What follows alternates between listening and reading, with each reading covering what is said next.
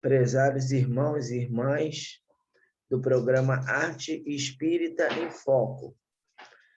Estamos aqui mais uma vez para conversarmos com os nossos irmãos a respeito da divulgação doutrinária através da arte espírita.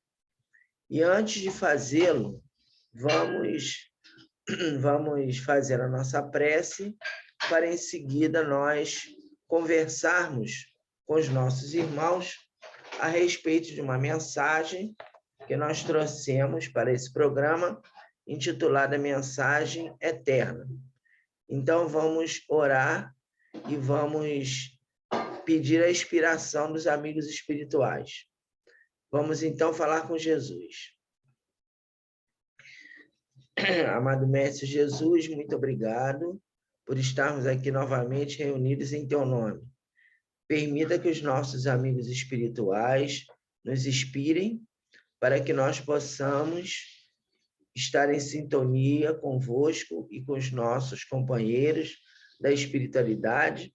Solicitamos o teu auxílio, o teu amparo para os irmãos que estão vitimados pela Covid-19, que todos possam ser acolhidos no mundo espiritual e que os bons espíritos amparem a todas as nossas casas do 32º céu, para que continuemos a postos fazendo as nossas atividades inspirados por vós. Muito obrigado, Senhor, graças a Deus.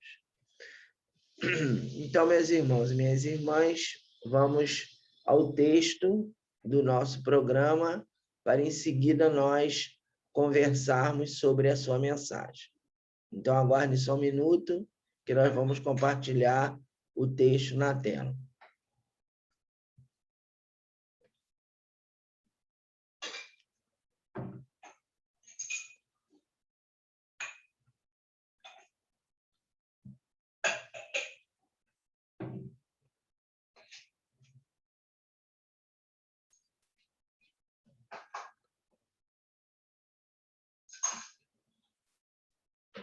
Então, aí está o texto, e o título é Mensagem Eterna. Vamos lê-lo, para em seguida nós realizarmos os comentários a respeito do texto que nós trouxemos. Mensagem Eterna. Deixemos que as canções de esperança embalem nossos sonhos, esquecendo as dores que assediam nossas vidas. Unamos corações e compreendamos. Sagramos a Deus quando buscamos o amor. Amor repartido, compartilhado com emanações de afeto. Justificado pela beleza de nossas mãos que lapidam diamantes. Um punhado de pedras preciosas retiradas das correntes do destino. Destino de pessoas de bem, direcionando suas vidas para o esplendor. Ardente esplendor de ensinar pessoas a calar a dor.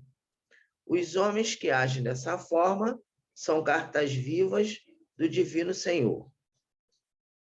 Horas mortas da noite, sinuosidades de ermas estradas, onde se encontram os esquecidos do mundo. Mulheres que perderam seus filhos, homens que naufragaram amores, e meninos chorando de fome, e velhos que lamentam a dura jornada.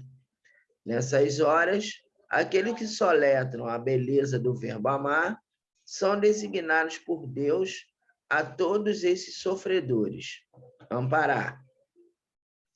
Através do amor, a candeia da caridade ilumina essas ermas estradas. Todos os poetas do bem colocam-se a caminho nas frias madrugadas, retirando os empecilhos das expiatórias invernadas. Alimentam os famintos, consolam os aflitos, não cobram nada. Verão de luzes e materiais surge, aplacando tempestades. É o toque benéfico do amor, cobrindo vidas desmanteladas. sonhos e suspiros elevam-se em preces aliviadas. Deus ajuda os homens dessa maneira. Organiza seus legionários que erguem a bonita bandeira, sintonizados com Maria Santíssima, nossa mãe e padroeira. Pede Deus aos homens de boa vontade recursos de misericórdia, ósculos de bondade, pílulas de emoções renovadas, ricos alimentos espirituais retirados de almas lavadas, injeções de otimismo, opiniões abençoadas. São pequenas porções de piedade dilatada. Homens de todas as latitudes da terra, onde quer que encontremos a felicidade, mergulhemos em suas águas aqueles que desconhecem o amor. Ergamos bem alta a bandeira divina do Cristo Redentor, narrando as estrelas a mensagem do Salvador, sonhando que na manjedoura Jesus nos ensinou uma sagrada lição de amor. Esse texto é daquele nosso amigo que eu já coloquei para vocês, o nosso amigo J. Marx. E agora nós vamos falar a respeito do texto. Então, meus irmãos, é uma mensagem muito importante para todos nós, nesse momento em que temos tantas dores no mundo, em que temos tantas dificuldades no nosso cotidiano, no nosso dia a dia. E nós vamos destacar algumas frases do texto, alguns pensamentos do texto, para nós podermos conversar com os nossos irmãos a respeito dessa mensagem. Se vocês prestarem atenção, o texto é um acróstico no qual está escrito na vertical: Deus ajuda os homens através dos próprios homens. Então, nosso amigo J. Marx, ele é um companheiro que ele trabalha a questão dos acrósticos, que são textos poéticos construídos através de palavras e de frases. E nós sabemos da importância dessa frase. Deus ajuda os homens através dos próprios homens. Então, vamos pegar aqui algumas frases do texto para nós conversarmos com os nossos irmãos e irmãs. Então, em uma determinada trecho da frase, está colocado: beleza de nossas mãos, que lapidam diamantes. Então, que diamantes são esses, meus irmãos? Que diamantes são esses que nós podemos lapidar? Então, nós sabemos que quando nós adotamos como critério de vida, como um critério existencial, o autoconhecimento, nós estamos lapidando diamantes de afeto. E esses diamantes de afeto, que são as emoções renovadas, as emoções sublimadas, elas se traduzem através de atos de benevolência, de indulgência e de perdão. E a caridade se torna um foco em nossa existência. Ao desenvolvermos esses diamantes de emoções lapidadas pelo destino, pelo autodescobrimento, pelo aquele olhar introspectivo que nós realizamos para nos tornarmos melhores, nós estamos permitindo que a caridade seja uma meta a ser alcançada por nós. E tem até uma música que nos fala que fica um pouco de perfume nas mãos que oferecem rosas. Não é? É uma música que temos aí na doutrina. Então, quando nós transformamos a nossa vida sob a ótica da caridade e lapidamos os nossos diamantes interiores e oferecemos rosas de afeto às pessoas que nos cercam, nós nos tornamos co-criadores de Deus. Ou seja, nós vamos nos inserir naquele entendimento de que Deus ajudará as pessoas através das nossas ações. E as nossas ações não precisam ser grandiosas. Quando a gente fala em ações de benevolência, de indulgência, de perdão, não precisamos imaginar grandes ações beneméritas. Então, muitas vezes, uma palavra amiga, um abraço carinhoso, uma conversa afetuosa, estar ao lado de alguém que chora, enxugar lágrimas, tocar em alguém que está enfermo e transmitir otimismo, transmitir bom ânimo, isso também faz parte desse processo. E nós temos que compreender que existe o exercício da mediunidade natural. A mediunidade natural é aquela na qual nós compreendemos que vivemos cercados por uma multidão de testemunhos invisíveis e somos inspirados e intuídos o tempo todo pelos amigos espirituais. Então, quando nós estamos procurando focar a nossa existência na caridade, nós estaremos realizando esse trabalho de ofertar rosas para aqueles que necessitam. Eu queria abrir um parêntese e colocar para os nossos irmãos que vocês devem ter ouvido o latido aqui do meu pet. Então, a gente tem aqui um animalzinho que é o Boris, e ele, às vezes, quando tem alguém aí passando no corredor, ele late. Então, vocês me perdoem, que de vez em quando ele vai ter a participação especial de ficar emitindo, né, a sua forma de comunicação. Bem, então, quando nós estamos buscando esse processo de renovação, nós estamos nos tornando um pequeno emissário de Deus. Por que nós dizemos pequenos?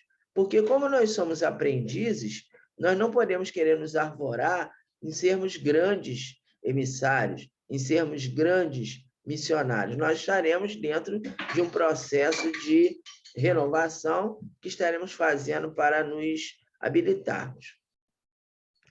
Outro item que nós destacamos é que o nosso amigo J. Marco ele nos fala que a candeia da caridade ilumina estas ermas estradas. Ou seja, ao renunciarmos ao egoísmo, ao adotarmos a caridade como uma metodologia de vida, nós deixamos de lado a pretensão de nos colocarmos como o centro do universo, de considerar que os nossos problemas são os maiores do mundo. E aí nós abrimos o nosso olhar para a dor alheia. Nós olhamos em volta de nós e estamos abrindo o nosso olhar para a dor do outro. E muitas vezes, quando nós estamos procurando esse caminho, nós nos aproximamos do nosso semelhante e, às vezes, nós imaginamos que vamos ajudar muito. E nesse afã de ajudar, nós esquecemos que quando nós ajudamos ou quando nós tentamos nos aproximar dos nossos semelhantes, nós também aprendemos bastante. Eu me lembro, uma ocasião, já muitos anos atrás, assim que eu me adentrei na casa que nós frequentamos, a Fraternidade Espírita Bezerra de Menezes, naquela ocasião, a mocidade fazia visitas à colônia de Curupaiti. Naquele período, a hanseníase ainda não tinha cura e os jovens da fraternidade visitavam mensalmente os companheiros lá de Curupaiti internos. E numa dessas ocasiões, eu estava começando na doutrina e a gente sempre imagina, eu vou lá ajudar, né, os nossos irmãos. E a lição que eu tive foi inesquecível. E sempre que eu falo em caridade, eu procuro relembrá-la. Nós estávamos numa enfermaria, estávamos finalizando o trabalho, e aí foi dito para as pessoas, para os enfermos, quem gostaria de fazer a prece? E aí um senhor enfermo, que já estava bem debilitado, cego, mutilado, sem os 2 braços, sem as 2 pernas, deitado no leito para ele levantar e precisar de ajuda, ele falou, eu gostaria de fazer a prece. Alguém foi lá, colocou ele sentado na cama e ele realizou uma prece inesquecível, agradecendo a Deus a vida que ele tinha. E aquilo, para mim, foi um grande ensinamento, porque nós que temos um corpo até hoje perfeito, né? Sem grandes enfermidades, e temos uma vida relativamente equilibrada, sem grandes problemas, muitas vezes nós nos pegamos reclamando da vida. achando que Deus está sendo injusto, achando que Deus nos abandonou. Então, aquela lição, para mim, foi inesquecível, e sempre que eu estou naquele momento de querer começar a ficar reclamando da vida, eu lembro dessa passagem existencial e refreio as minhas reclamações, porque alguém que está naquela condição, doente, isolado, em estado terminal praticamente, né? Deve ter passado ali anos naquele leito, realizar uma prece agradecendo a Deus a vida que ele possuía é uma grande lição. Então, quem é ajudado também presta ajuda, porque o exemplo daquelas pessoas foram muito importantes para nós. E no livro Nos Domínios da Mediunidade, André Luiz nos fala que quando nós ministramos o passe magnético espiritual, quem primeiro recebe a energia do mundo espiritual é quem ministra o passe. Então, temos ali dois médiuns, né, num dos capítulos do livro, que estão ministrando o passe e a energia cósmica passa por eles para ser transmitida para os companheiros que necessitam de ajuda. Então, lógico que nós temos que desenvolver o altruísmo, nós não vamos ajudar com segundas intenções, mas é fato que quando nós ajudamos, nós também aprendemos muito e recebemos muito, porque o amor cobre uma multidão de pecados. Continuando aqui com o texto, nós verificamos que o nosso amigo poeta, ele, num determinado momento, ele fala sobre recursos de misericórdia, pílulas de emoções renovadas e piedade dilatada. Então, a misericórdia é o sentimento no qual nós vamos desenvolver a compaixão pelos desvalidos, né? A caridade não deve ser um ato mecânico, um ato interesseiro, não é? Nós precisamos efetivamente desenvolver aquele sentimento maior de doação, de nos doarmos, de nos elevarmos, de procurarmos nos aproximar. Então, ao nos colocarmos como aqueles pequenos aprendizes que estamos tentando compartilhar sentimentos com os nossos irmãos, nós precisamos desenvolver a compaixão, porque não é chegar e fazer um ato mecânico, né? Vou ajudar aqui, mas tudo bem, ele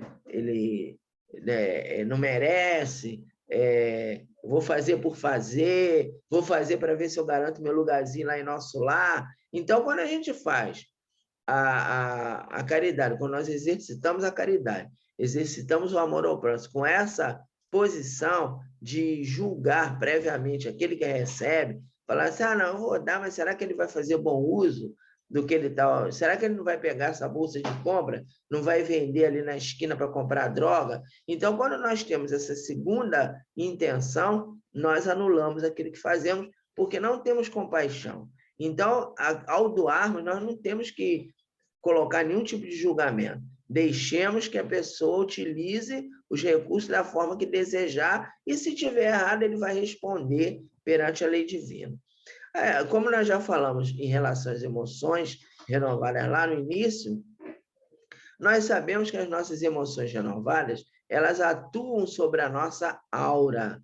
E aí nós temos aí o testemunho do Haroldo Dutra, que é um companheiro que ele é um expositor doutrinário que nos aponta muitos caminhos para nossas reflexões, que ele nos falava que a aura, numa das suas palestras, ele nos falava que a aura do Chico Xavier era extremamente dilatada, e quando você o visitava, você estava, às vezes, muito distante e você já estava sendo impregnado com a aura do Chico.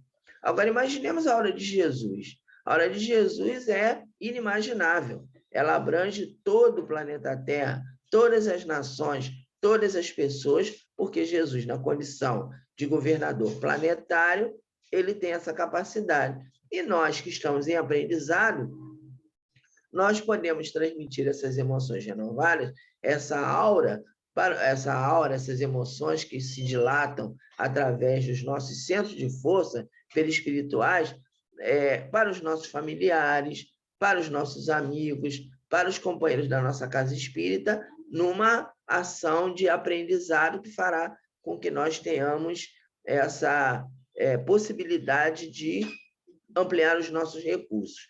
A piedade dilatada é exatamente nós não humilharmos aqueles que estão ainda em aprendizado. E aí nós temos uma passagem que está no livro Os Mensageiros, do André Luiz, nos falando que Aniceto, acompanhado de André Luiz e de Vicente, né? O Vicente era um companheiro de André Luiz de Nosso Lar, que estava ali ao lado dele, o acompanhando naquela trajetória no umbral denso, antes de chegar na colônia Campos da Paz. E eles já tinham desenvolvido capacidades luminosas, do perispírito de Aniceto, de André Luiz e de Vicente, já se desprendiam energias luminosas. Quando chegaram no umbral denso, Aniceto falou: diminuamos as nossas capacidades luminosas para não humilharmos aqueles que aqui se encontram. Então, isso é piedade dilatada. Eles podiam chegar lá, aqui todo mundo é ignorante mesmo, eu vou mostrar o meu poder, vou mostrar a minha capacidade, vou mostrar que eles são errados, nada disso. Os benfeitores espirituais são extremamente cuidadosos e eles procuram nos mostrar o exemplo da humildade, né? Que é o exemplo de nos colocarmos como pessoas que estão em aprendizado também, apesar de o Bezerra de Menezes, a Joana de Anjos já possuírem um cabedal, um intelecto moral elevado, né? Eles sempre estão se colocando como pessoas que estão sempre procurando se desenvolver e aprender alguma coisa. Em relação a uma outra passagem, né? O J. Marques nos fala: onde quer que encontremos a felicidade, né? O que é felicidade? Felicidade é servir. Então, quando nós procuramos nos colocar como emissários divinos e procuramos servir, nós somos felizes. E, finalizando, ele também nos fala sobre a sagrada lição do amor, que é exatamente nós aproveitarmos a oportunidade da nossa reencarnação para nos aproximarmos dos nossos semelhantes. Então, finalizando o nosso comentário, nós vamos trazer para nossos irmãos e irmãs aquela narrativa poética, em prosa poética, das passagens de Jesus, que também são textos que foram nos fornecidos por amigos nossos, que nos doaram esse material para que nós possamos divulgá-lo. Nós não colocamos o nome porque eles nos solicitaram que não desejam que seus nomes sejam divulgados no programa, mas eles priorizaram a mensagem e não o nome dos companheiros. Então, para finalizar hoje o nosso trabalho, vamos falar sobre a cura de um leproso, uma passagem de Jesus.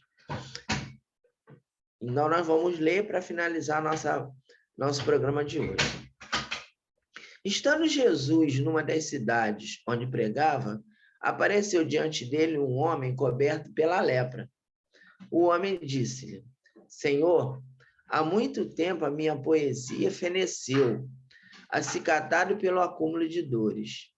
Antes de ser amaldiçoado pela doença, eu andava pelos campos à procura das mais belas flores, para com elas enfeitar os longos cabelos da minha esposa. A minha esposa amada possuía o brilho do verão nos olhos, tinha o sabor da brisa amena da tarde nos lábios doces como favos de mel. Trazia nas mãos os segredos das mais suaves carícias do amor. Por isso, Senhor, para que eu possa voltar a ser feliz, peço-lhe que me cures. Sei que, se quiseres, limparás o meu corpo e curarás a minha alma. Jesus o ouviu e disse-lhe: ouço a voz de uma mulher solitária, cantando na beira de um lago. Seus cabelos cobriram-se de fios prateados. Sua face enrugou-se devido ao constante derramar de lágrimas impostas pela vida. Teus filhos, agora crescidos, a cercam e a cobrem de ternura, tentando mitigarem a sua tristeza. Por isso, hoje pedirei ao Pai que permita que o poema do amor volte a bailar em teu coração. Que a luz da poesia divina invada teu corpo e limpe os teus males. Sê limpo, caminhe na direção da tua mulher e liberte-se da melancolia.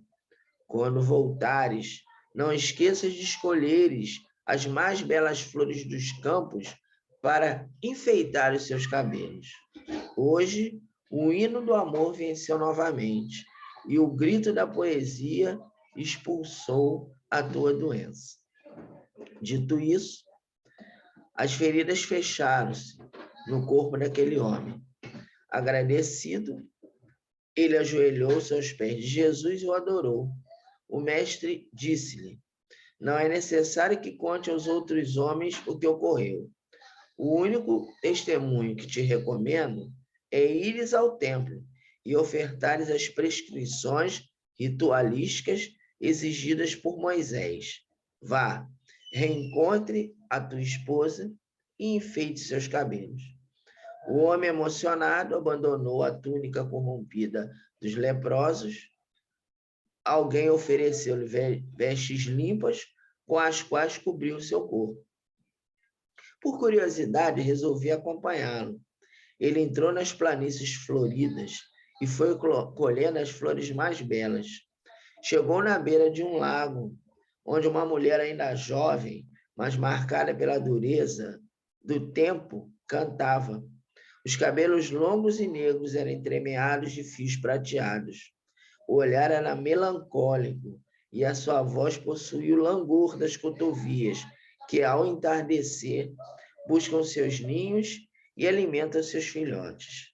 Ela cantava uma área na qual descrevia a tristeza de alguém que volta para casa e não encontra o ser amado. O leito do ente querido estava vazio, mas o peso dos seus sonhos permanecia nos lençóis. O suspiro de seus desejos encontram-se impregnados nas paredes.